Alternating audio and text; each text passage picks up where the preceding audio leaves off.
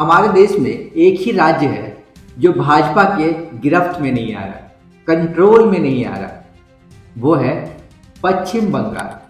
क्या बंगाल में भाजपा के उभार से ममता क्या और ज्यादा मजबूत होकर बाहर निकली है? ममता बनर्जी एक ऐसी लीडर है जो अभी भाजपा के गिरफ्त में नहीं आ रही है।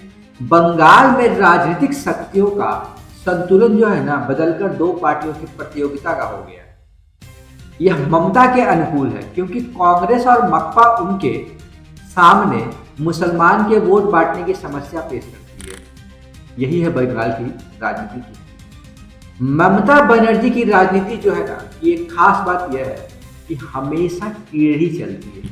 ममता बनर्जी कभी भी सीधे नहीं चलती। इसीलिए उनके जो विरोध के लिए जो विरोधियां होते हैं ना, उन्हें वो पस्त करना उनको मुश्किल हो जाता है। उनके विरोधियों के लिए उनको पस्त करना मुश्किल हो जाता है। ठीक उसी तरह जैसे शतरंज जो होता है ना, शतरंज के खेल में कैसे घोड़ा होता है, वो ढाई घर कूदता है ना, इसलिए उसकी जो मार होती है ना, समझना खिलाड़ियों के लिए दिक्कत होता है।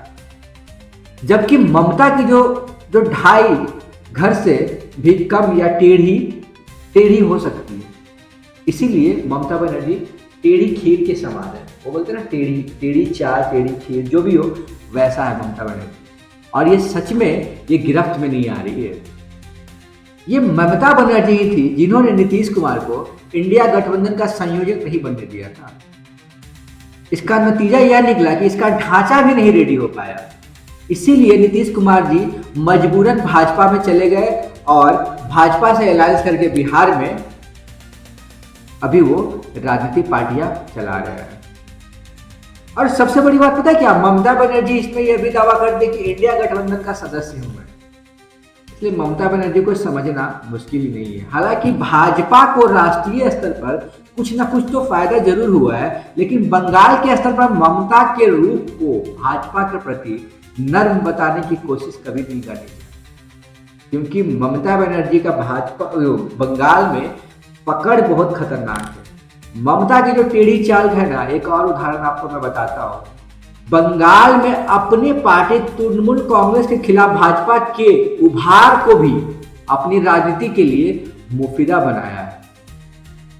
जब भाजपा ने ममता बनर्जी पर मुसलमानों के तुष्टीकरण का आरोप लगाकर हिंदुओं के प्रति प्रतिकूलक गोलबंदी के आधार पर बंगाल में बढ़ना शुरू किया, तो ममता ने सब परेशान होने के बजाय अपना राजनीतिक मौका मतलब भाजपा का पता है क्या, मैं एक चीज देखा हूं, भाजपा के बढ़ने का मतलब उनके राज्य के पुराने दोस्त दलों माकपा और कांग्रेस के प्रभाव का सिकुड़ना